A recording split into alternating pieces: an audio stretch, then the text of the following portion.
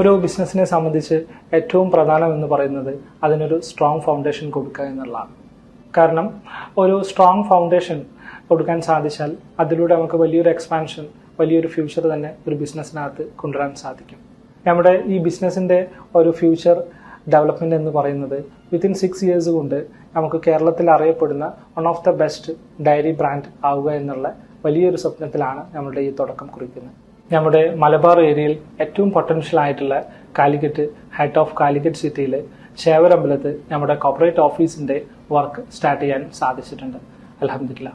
I am happy to reveal this proud moment to my partners, inshallah. Within 6 to 8 months, we can complete the whole construction of this office building.